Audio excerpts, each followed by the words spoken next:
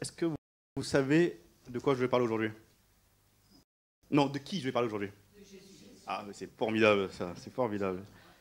Ah, c'est formidable. Et c'était merveilleux parce que ce matin, le premier chant qu'on a chanté, c'était Jésus soit le centre.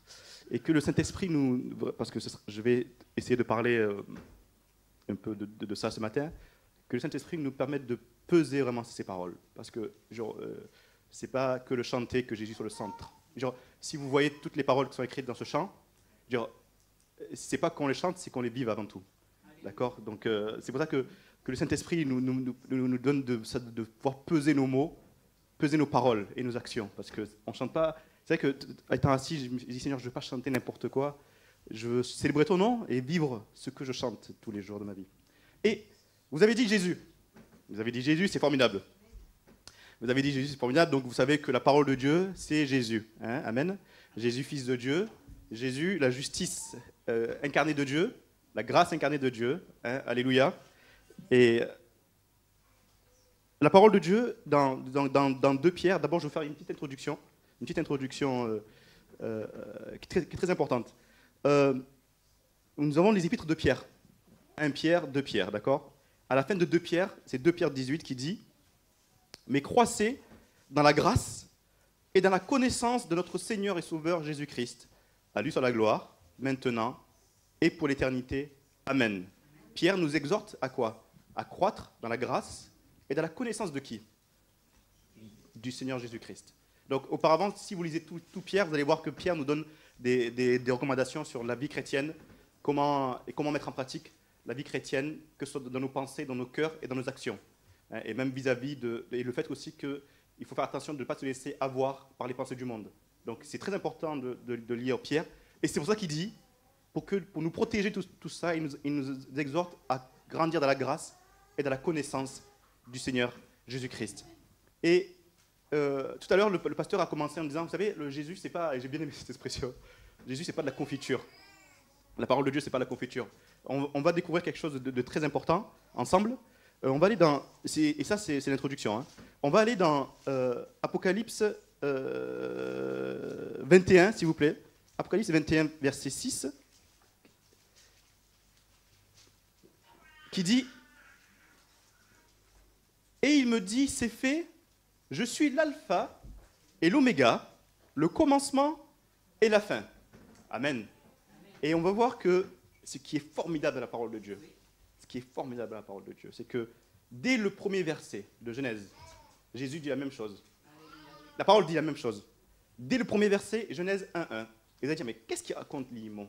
Qu'est-ce qu'il dit, On va revenir d'abord parce que pour que nous puissions, parce que si on place Jésus à la hauteur qu'il mérite, notre louange en sera encore plus efficace. Notre adoration en sera encore plus efficace. Amen.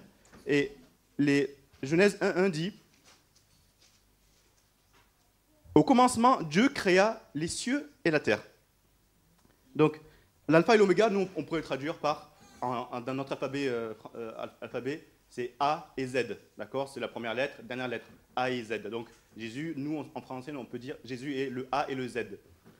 Quand on prend le verset 1:1 en hébreu, il est parlé de Elohim, mais Elohim, ils ont mis en hébreu, et juste une parenthèse, c'est la preuve que quand Dieu veut éclairer un peuple, il éclaire. Et quand il laisse un voile sur un peuple, il laisse le voile. Que tous les jours, nous puissions le remercier d'avoir enlevé le voile de notre tête. Parce que vous allez voir qu'il dit, en hébreu, il est écrit que Elohim. Donc Elohim, et à côté, il y a écrit A-Z en hébreu. A-Z. Ça veut dire que la parole dit qu'au commencement, Dieu créa la terre et les cieux. Donc Dieu, A-Z, créa la terre. Mais nous, en français, ça aurait été ridicule d'écrire au commencement, Dieu, A-Z, créa les cieux et la terre. Voilà pourquoi on ne l'a pas écrit. Mais en hébreu, quand Dieu a parlé, il a dit l'alpha et l'oméga créa la terre. Voilà pourquoi, dans le premier verset de Genèse 1, il est dit que l'alpha et l'oméga créa la terre, Aleph Tav. Aleph Tav, c'est ce qu'on dit Jésus est Aleph Tav, parce que Jésus est le premier et le dernier. Jésus est l'alpha et l'oméga, et Jésus nous le rappelle. C'est qu'on a lu au début, en Genèse 1, que c'est lui qui a été à la source de la création de la terre. Et à la fin, l'Apocalypse, il termine en disant, c'est moi aussi encore l'alpha et l'oméga. Je vous rappelle juste ce que vous avez lu au tout début. Au début, c'est moi le début. On a commencé avec Genèse 1:1. Et c'est moi la fin. Et on termine avec Apocalypse. Amen. Donc c'est très important dans la compréhension. Et c'est vrai que ça nous replace, ça nous aide à replacer qui est Jésus, vraiment. Qui est Jésus et comment l'Éternel veut qu'on voit le Seigneur Jésus-Christ. Amen. Donc Aleph Tav, Jésus le premier, le dernier. Jésus est l'alpha et l'oméga. Jésus le A, Z. Il n'y a pas d'autre. Il n'y a rien d'autre. Il n'y a rien d'autre. Donc ça que Jésus sur le centre est très important. Et on va aller dans le livre des Nombres, s'il vous plaît. Le livre des Nombres, chapitre 2. Vous allez lire avec moi, parce que on va suivre ensemble.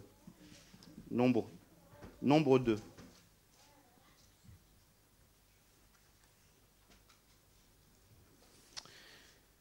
La Torah est un livre formidable parce que Dieu nous montre, on parle beaucoup du tabernacle dans la Torah.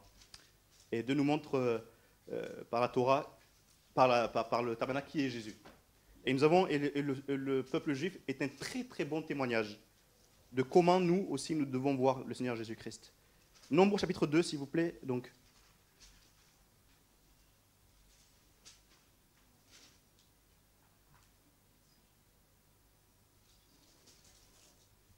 Nombre chapitre 2. Et on va s'arrêter, on va faire du verset 1 au verset 9.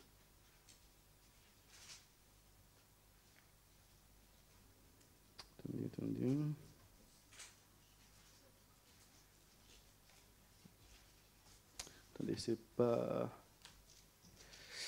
C'est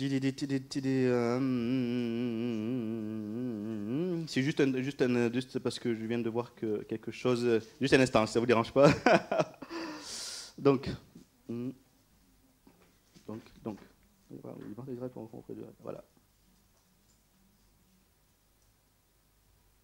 Voilà. Donc, chapitre 2. L'Éternel parla à Moïse et à Aaron et dit: les enfants d'Israël camperont chacun près de sa bannière sous les enseignes de la maison et de ses prières. Prends la tribu d'Isaacar, le prince des fils d'Isaacar, Nethanel, fils de Tuar, et son corps d'armée composé de 54 400 hommes d'après le dénombrement.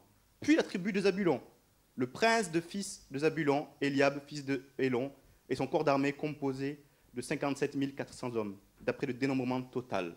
Pour le camp de Juda, d'après le dénombrement, 186 400 hommes selon le corps d'armée. Ils seront les premiers dans la marche. Au midi, le camp de Ruben avec sa bannière et avec ses corps d'armée. Là camperont le prince des fils de Ruben, Élitsur, fils de Chédur, et son corps d'armée. Là, je vous avez vu que j'ai continué en fait. Ruben, Élitsur, fils de Chédur, et son corps d'armée composé de 46 500 hommes d'après le dénombrement. À ses côtés camperont la tribu de Siméon, le prince des fils de Siméon, Shelumiel, fils de Tsurishadai, et son corps d'armée composé de 59 300 hommes d'après le dénombrement. Il faut bien suivre. Hein. Puis la tribu de Gad, le prince des fils de Gad, Eliasaph, fils de Déuel, et son corps d'armée composé de 45 650 hommes d'après le dénombrement. Tout le camp, total pour le camp de Ruben, d'après le dénombrement, 151 450 hommes selon leur corps d'armée. Ils seront les seconds dans la marche. Ensuite partira la tente d'assignation avec le camp des Lévites placé au milieu des autres camps. Ils suivront dans la marche l'ordre dans lequel ils auront campé, chacun dans son rang, selon sa bannière. À l'Occident, le camp d'Éphraïm avec sa bannière et avec ses corps d'armée. Là camperont le prince des fils d'Éphraïm, Élishama, fils d'Ammiud, et son corps d'armée composé de 40 500 hommes d'après le dénombrement. À ses côtés camperont la tribu de Manassé, le prince des fils de Manassé, Gamliel, fils de Pédatsur, et son corps d'armée composé de 32 200 hommes d'après le dénombrement. Puis la tribu de Benjamin, le prince des fils de Benjamin, Abidan, fils de Gidéoni, et son corps d'armée composé de 35 400 hommes d'après le dénombrement. Total pour le camp d'Éphraïm, d'après le dénombrement, 108 100 hommes selon leur corps d'armée. Ils seront les troisièmes dans la marche. Au nord, le camp de Dan, avec sa bannière et avec ses corps d'armée. Là camperont le prince des fils de Dan, Aïezer, fils d'Amishadai, et son corps d'armée composé de 62 700 hommes d'après le dénombrement. À ses côtés camperont la tribu d'Azer, le prince des fils d'Azer, Pagiel, fils d'Okran, et son corps d'armée composé de 41 500 hommes d'après le dénombrement. Puis La tribu de Nephtali, le prince des fils de Nephtali, Aïra, fils d'Énan, et son corps d'armée composé de 53 400 hommes d'après le dénombrement. Total pour le camp de Dan, d'après le dénombrement, 157 600 hommes. Ils seront les derniers dans la marche, selon leur bannière. Tels sont ceux des enfants d'Israël dont on fit le dénombrement selon les maisons de leurs pères. Tous ceux dont on fit le dénombrement et qui formèrent les camps selon leur corps d'armée furent 603 550. Les Lévites, suivant l'ordre que l'Éternel avait donné à Moïse, ne firent point partie du dénombrement au milieu des enfants d'Israël. Et les enfants d'Israël se conformèrent à tous les ordres que l'Éternel avait donnés à Moïse.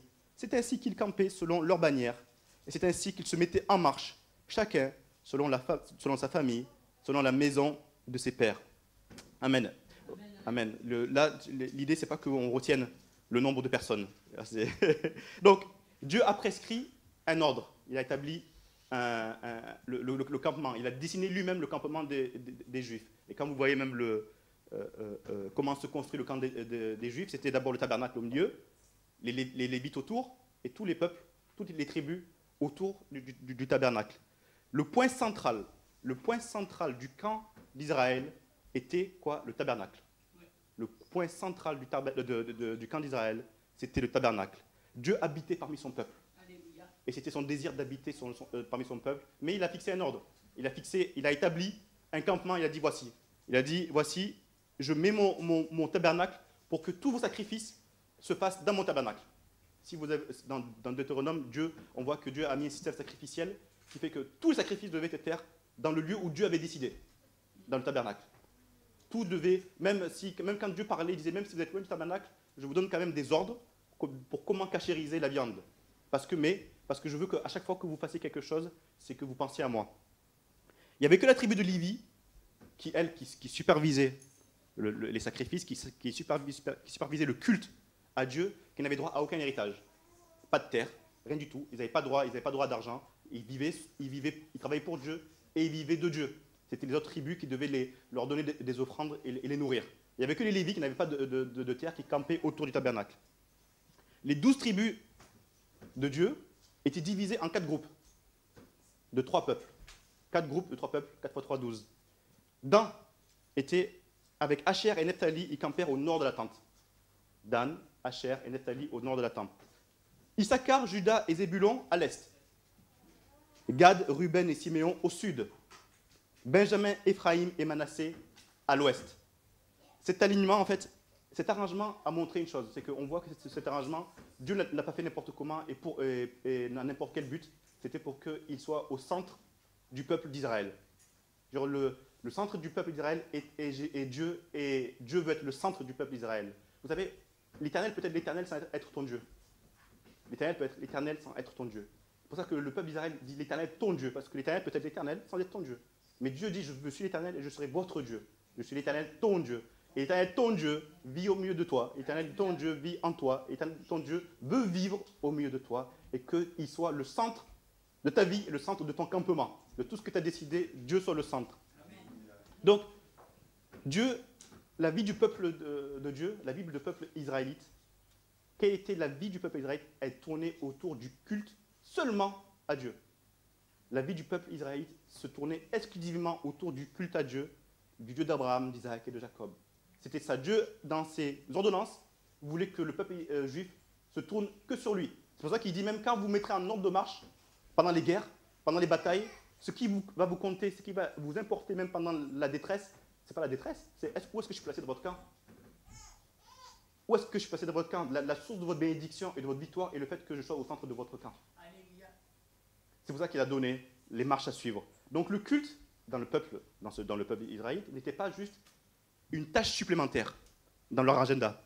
Le culte à Dieu n'était pas une tâche supplémentaire du style, bon, dimanche, on va prendre un créneau de 9h à 13h pour faire un culte à Dieu.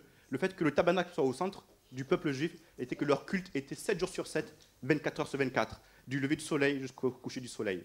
Donc le culte n'était pas une tâche en plus dans leur agenda, disant, dimanche 15 septembre, oui, j'ai culte aujourd'hui, ça va, mais je ne serai pas là, j'ai culte. Non, eux, ils ne pensaient pas comme ça. Le culte de Dieu était perpétuel. Le culte de Dieu était perpétuel, d'où le fait que le tabernacle était au milieu du peuple. Donc ce n'était pas une tâche supplémentaire et ils devaient s'acquitter de ça tout le temps. Toute leur vie, la communauté tournait autour du culte. Toute leur vie, la communauté tournait autour du culte. Le culte, c'est quoi? Le culte, on peut mettre le culte, c'est l'adoration, c'est se prosterner et se soumettre à l'obéissance de Dieu. C'est-à-dire que quand quelqu'un me dit, Limon, moi j'aime l'adoration. J'aime adorer Dieu. J'aime l'adoration. Mais le peuple juif montre qu'est-ce que c'est l'adoration. C'est que 7 jours sur 7, l'adoration n'est pas juste chanter 2 heures. L'adoration va encore plus loin. L'adoration, c'est une position de soumission à l'obéissance de l'Éternel. C'est une position d'obéissance à l'obéissance, de position à l'obéissance de l'Éternel. Donc l'adoration n'est pas que chanter. David dit, j'aime célébrer l'Éternel. J'aime chanter les louanges de l'Éternel. J'aime chanter les bienfaits de l'Éternel. Mais adorer l'Éternel va encore plus loin que ça. Adorer l'Éternel est un style de vie où le tabernacle vit en toi et il est au milieu de toi et il est au milieu de ta vie. Toute la nation devait observer le camp du peuple. Toute la nation devait se soumettre aux instructions de l'Éternel. Toute la nation devait se soumettre aux instructions de l'Éternel. Et qu'est-ce qui se passe? C'est que quand le peuple se mettait en ordre de marche, et que les autres nations voyaient le peuple d'Israël, vous savez quelle était la première réaction? Ils voyaient, ils disaient, ah, eux, ils marchent, mais on voit que Dieu est au centre de leur vie. On voit que Dieu est au centre de leur vie. Dieu, même dans leur démarche, et quand ils marchaient, on voyait que Dieu était au centre de leur vie. Toutes les nations voyaient que Dieu était au centre de leur vie. Vous voyez l'histoire de Shadrach, Meshach, Abednego. Vous connaissez cette histoire. Ils étaient intendants à Babylone. Nebuchadnezzar dit, vous devez prosterner et adorer cette statue. C'était inédit. Tout le monde devait le faire. Ces intendants ont refusé de le faire. Ils ont été dénoncés. Dans sa colère, Nebuchadnezzar a dit, je vous mettrai dans la fournaise. Donc, il y a des soldats qui amènent Meshach, Shadrach et Abednego dans la fournaise. Ces soldats, eux, qui ont emmené Shadrach, eux sont morts. Et Nebuchadnezzar, qu'est-ce qu'il voit? Il voit 3 hommes, il voit les 3 qui ne brûlent pas, plus un 4e qui ressemble à un fils de Dieu. Qui ressemble à un fils des dieux.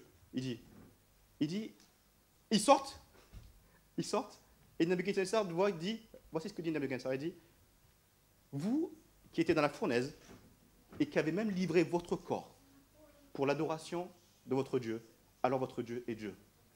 La démarche du fait que Shadrach, Meshach et Abednego ont mis Dieu au milieu a été un témoignage pour Nebuchadnezzar qui a dit que maintenant, le Dieu de Meshach, Shadrach et Abednego sera le Dieu à qui on fera une adoration. Parce qu'ils étaient au centre de leur vie. Et Dieu était parmi eux.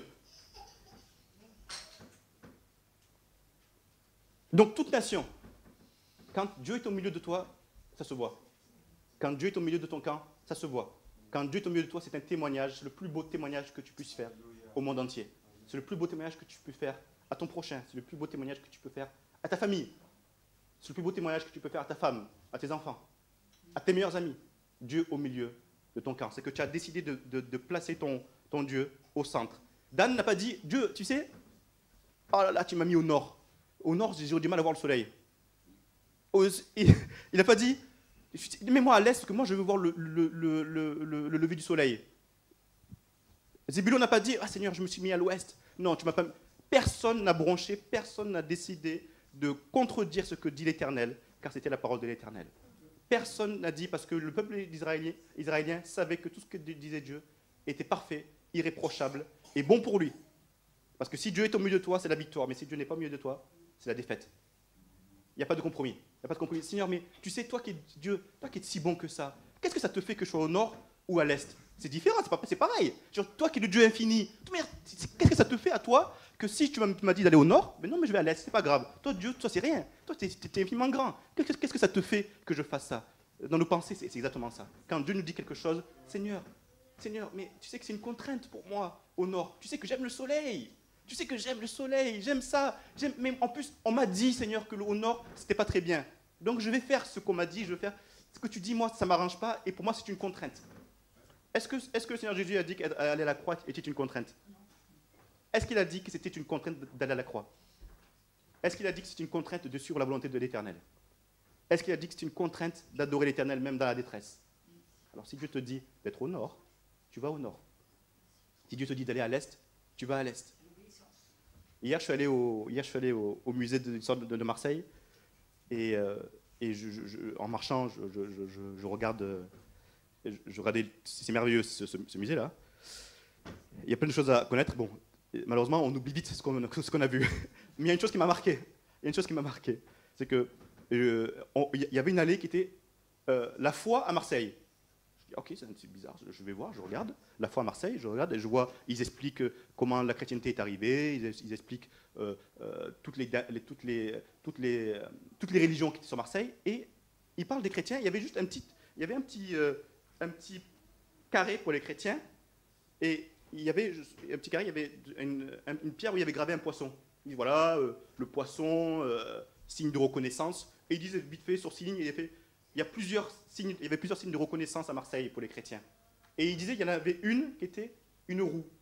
Je fais une roue, qu'est-ce que ça veut dire une roue? Donc il y avait des chrétiens qui dessinaient des roues pour se reconnaître. Je dis, mais une roue en quoi? Et il donne l'explication. La roue, il y avait écrit un seul centre, un seul Dieu. La roue qui était avec le pivot qui tournait, que la vie du chrétien tourne autour de ce pivot qui était l'Éternel. Je dis, c'est incroyable, c'est sûr que même avant l'Antiquité, le peuple d'Israël, Dieu au centre du peuple. Au moment, 100 ans après Jésus-Christ, Dieu au centre du peuple. En 2013, en 2019, est-ce que Dieu est au centre du peuple? Sans compromis, je dis. Sans compromis. Sans compromis. Est-ce qu'on est pris par le bien-pensant? Non, tu sais, l'Iman, c'était à l'époque ça. C'est différent, c'était à l'époque. Aujourd'hui, tu vois, Dieu nous a rendus libres. Mais Dieu nous a rendu libre de quoi? Si tu connaissais Jésus, tu saurais de quoi Dieu t'a rendu libre. Dieu t'a rendu libre de quoi? Il t'a rendu libre juste de la mort, c'est tout. Il t'a rendu juste de la mort, c'est tout. Le psalmiste dit, Seigneur, les liens de la mort m'environnaient. Mais Dieu est venu pour te briser les liens de la mort.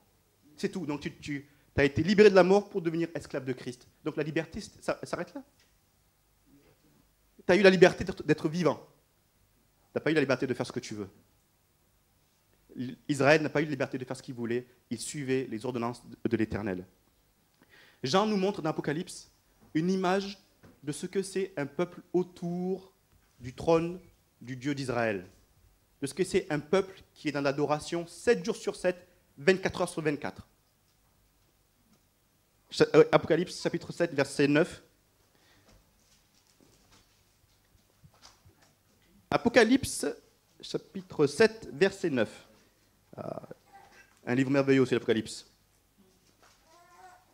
Vous savez, il n'y a aucun livre de la parole de Dieu qui fait peur. Hein. Aucun livre, au contraire, ce sont des livres d'encouragement et d'édification. Apocalypse chapitre 7, versets 9 et 10. Après cela, je regardais et voici, il y avait une grande foule que personne ne pouvait compter, de toute nation, de toute tribu, de tout peuple et de toute langue. Ils se tenaient devant le trône et devant l'agneau, revêtus de robes blanches et des palmes dans leurs mains. Et ils criaient d'une voix forte en disant, le salut est à notre Dieu qui est assis sur le trône et à l'agneau. Dieu assis sur le trône, c'est le signe d'autorité. Quand dans Éphésiens, Paul dit que Dieu nous a assis avec lui, c'est-à-dire que Dieu nous a assis, c'est-à-dire que assis, c'est-à-dire qu'il nous a donné l'autorité. La position assise est une autorité, est une position d'autorité. Donc en Jésus-Christ, le fait d'être assis veut dire que nous avons l'autorité. Voilà pourquoi Paul insiste sur le côté assis. Et là, il dit, Dieu, l'Éternel, est assis sur le trône. C'est-à-dire que tout le peuple est autour du trône de l'Éternel. Tout le peuple est autour de ce que Dieu est, l'autorité suprême.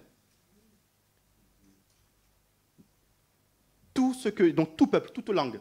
Genre, il n'y a pas un seul peuple, pas une seule langue qui ne va pas dire, le salut est à notre Dieu. Le salut est à notre Dieu de gloire. Le salut est à l'agneau immolé. Le salut est à celui qui est venu te sauver. Cette semaine, incroyable, avec notre sœur Lisette, qui était un témoignage merveilleux, dans mon cœur, j'ai dit, mais Seigneur, tu vois, nous sommes même moins que de l'herbe. Un jour, on est là, et un jour, on n'est plus là. Nous sommes moins que de l'herbe. Le vent, le vient, nous fauche, plus rien. Et j'ai dit, mais, Seigneur, à quel point tu aimes cette herbe alors? à quel point tu aimes cette herbe. À quel point tu aimes cette herbe. Alors si tu aimes cette herbe, pourquoi tout ce que tu me dis, je le prendrai comme une contrainte? Pourquoi tout ce que tu me dis de faire, je le prendrai comme une contrainte sous prétexte de la liberté en Christ? Sous prétexte que, parce qu'on fait ça ailleurs, je vais faire comme le monde. Je vais faire comme d'autres, je vais faire. À quel point, si vous saviez, la parole, j'aime bien sa parole, il dit, si vous saviez, si vous pouviez écouter sa voix. Si vous pouviez écouter sa voix. C'est la source et la certitude de la victoire et de la bénédiction si vous campez autour du tabernacle. Si vous campez autour du tabernacle, vous êtes sûr d'avoir la victoire. Et comme le tabernacle est venu vivre en vous, le tabernacle est venu vivre en vous, vous avez la victoire en vous. Mais attention, le tabernacle vous dit quoi faire. Le tabernacle vous dit quoi faire. Le peuple de Dieu se rassemblera donc un jour autour de la présence de Dieu. Déjà le matin ici, on se rassemble autour de la présence de Dieu. On célèbre la gloire de Dieu, on célèbre la gloire de l'Éternel, on célèbre la présence de l'Éternel dans un culte, dans un culte dévorant. La chrétienté, alors, est un avant-goût. Notre chrétienté, entre guillemets, je dis bien entre guillemets le mot chrétienté, est un avant-goût de la réalité à venir. Est un avant-goût du fait que de manière éternelle, nous serons autour du trône, avec des robes blanches. Donc, puisque la chrétienté, puisque ce qu'on a vu dans l'Apocalypse est un avant-goût, mais déjà aujourd'hui, Dieu t'a habillé d'une robe blanche. Si tu savais comment Dieu te voyait au travers de Christ, tu sauterais de joie. Si tu savais comment Dieu te voyait au travers de Christ, tu bondirais de joie. Si tu savais comment Dieu te voyait au travers de Christ, mais tu ne dirais même pas, tu te poserais là où Dieu te dit de te poser. Si tu savais comment Dieu t'aime, tu te dirais, Seigneur, fais-moi faire tout ce que tu veux, parce que je sais à quel point tu m'aimes. Paul dit important, si vous sachiez à quel point Dieu vous aime, ça vous réveillera les yeux de votre entendement. Mais on est dans le fait que, Seigneur, déjà, Seigneur, je viens déjà de 3 heures déjà, le dimanche, c'est bien. Tout le monde le fait, c'est comme ça, je viens de 3 heures dimanche. En plus, j'aime t'adorer. Mais le reste de la semaine, c'est la même chose. L'adoration est une continuité dans la présence et dans la soumission de l'obéissance de l'Éternel. Donc si quelqu'un te dit encore une fois, j'aime l'adoration, est-ce que Dieu est au centre de ta vie? L'adoration, je vais être peut-être difficile, mais l'adoration, ce n'est pas connaître le répertoire de j'aime ou le répertoire de Asaph à 100%. Ce n'est pas ça l'adoration. Ce n'est pas connaître par cœur Asaph. C'est connaître l'Éternel, l'adoration. Et être dans la présence de l'Éternel tous les jours. C'est-à-dire que toutes vos pensées, tous vos actes sont soumis à l'obéissance de l'Éternel. Et là, Dieu dit, lui, il me fait un culte d'adoration. Lui, il me fait un culte d'adoration. Le culte, et vous voyez que le culte est décrit dans le Nouveau Testament. Le culte doit être le pivot autour duquel notre vie tourne absolument. En fait, même Paul dit que le chrétien doit donner toute sa vie à Dieu comme un acte de véritable adoration. Quand on dit toute sa vie, c'est-à-dire que l'âme, le corps, l'esprit. Que tout ce qui est à moi bénisse son Saint-Nom. Romains 12, 1. Je vous exhorte donc, frères, par les compassions de Dieu, à offrir vos corps comme un sacrifice vivant, saint, agréable à Dieu, ce qui sera de votre part un culte raisonnable à Dieu. Le peuple juif, dans le tabernacle, ils amenaient des bœufs, ils amenaient des moutons, ils amenaient pour être pardonnés. Ils amenaient des offrandes volontaires, ils amenaient des offrandes d'action de grâce, ils amenaient de la farine, ils amenaient des grains au tabernacle, ils amenaient des oiseaux pour dire merci à l'Éternel, pour demander la protection et être pardonné. Mais Dieu nous fait la grâce aujourd'hui que le tabernacle il vit en toi. Donc si le peuple juif amenait des bœufs et des moutons en temps comme sacrifice, Dieu te demande, toi, ton sacrifice à toi. Donc le sacrifice, vous allez rigoler, je vais encore insister, mais le sacrifice n'est pas 3 heures dans la semaine. Ça, c'est pour enlever notre culpabilité, ça. Ça, c'est pour dire, alors, Seigneur, tu vois, je mets du sable sur... ça ne se voit pas, ça y est, aujourd'hui, ça ne se voit pas. Le culte n'est pas 3 heures de la semaine, le culte est un style de vie perpétuel, comme le peuple juif. Jusqu'à aujourd'hui, même le peuple juif dit, si on ne met pas Dieu au centre de notre vie, on sera renversé. Sophonie dit, Dieu vit au milieu de toi comme un héros qui te sauve. Voilà ce que le peuple juif fait actuellement. Dieu vit au milieu d'eux comme un héros qui les sauve. Est-ce que tu veux être sauvé par Dieu? Qui vive au milieu de toi, qui vive dans ton cœur, qui soit dans ta vie. Pratique, je dis bien pratique. Mais si dans ta praticité, tu dis que tout ce que dit Dieu, c'est des contraintes, je te dis, tu ne vas jamais réussir.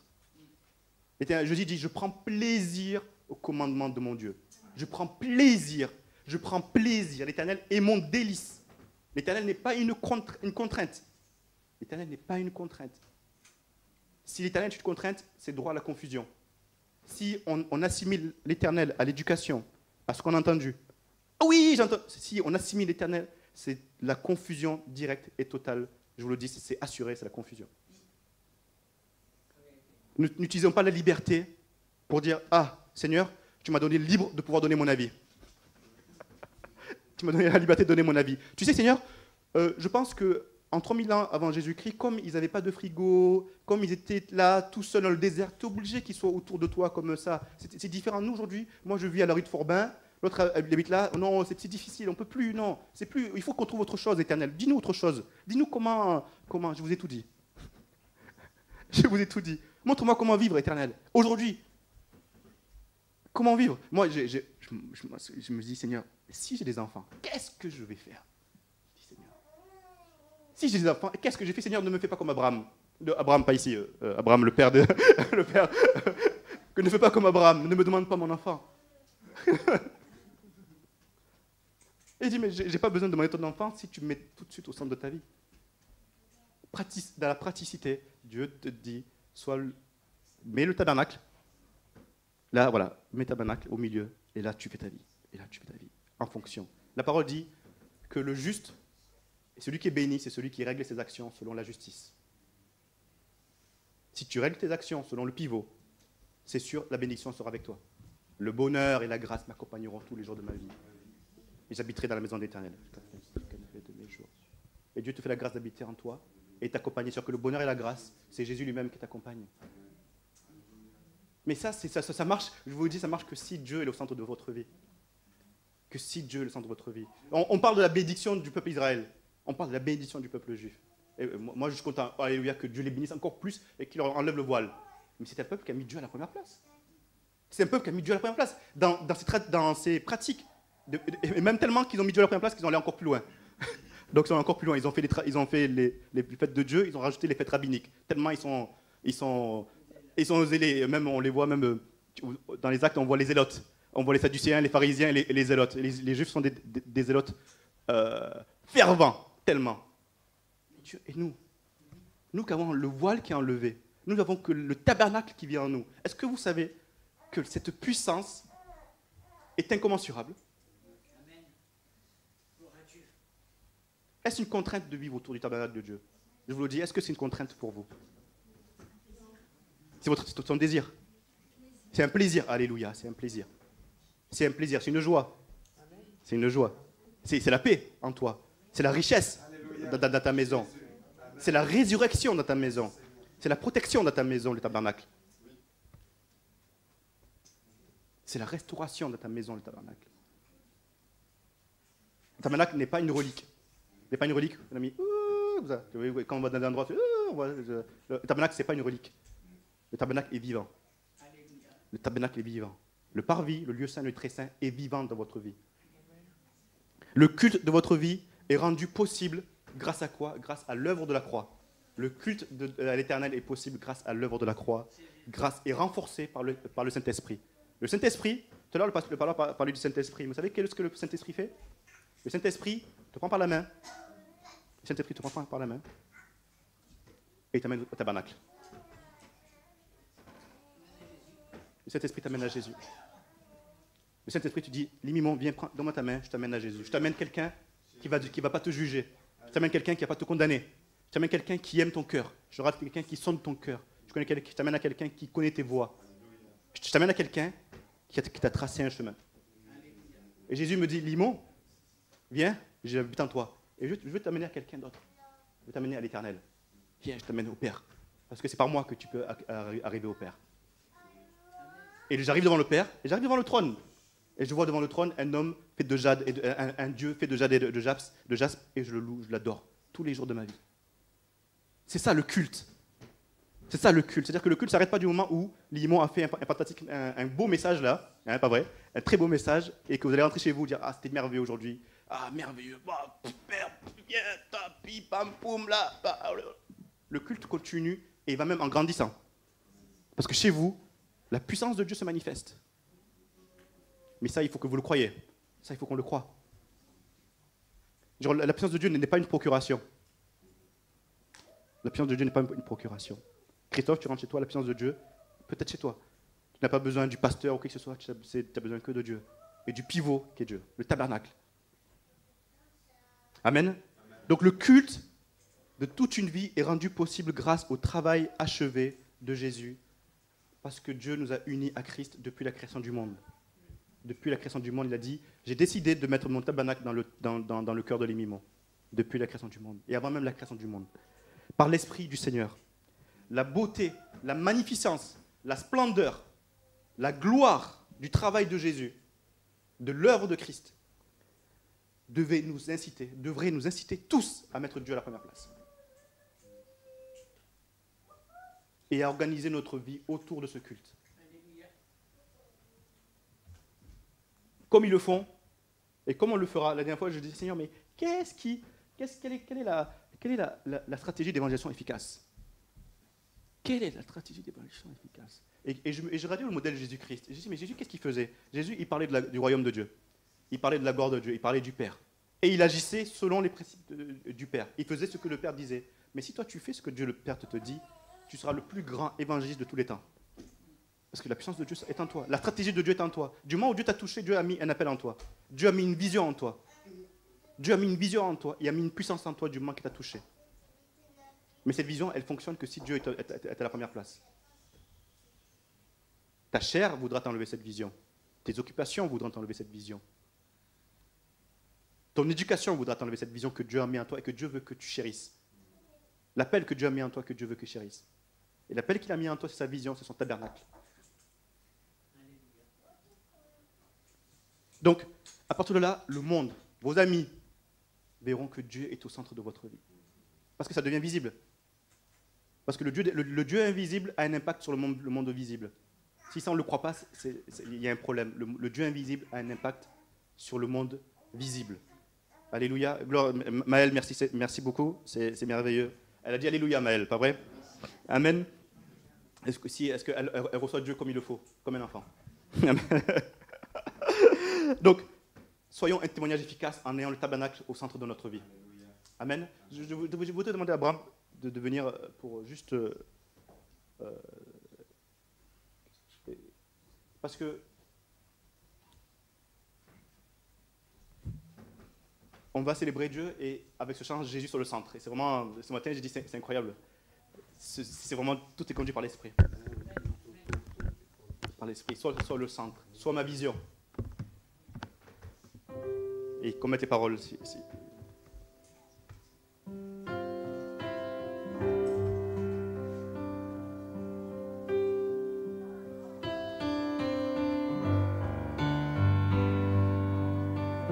N'oublie pas que Jésus est l'alpha et l'oméga.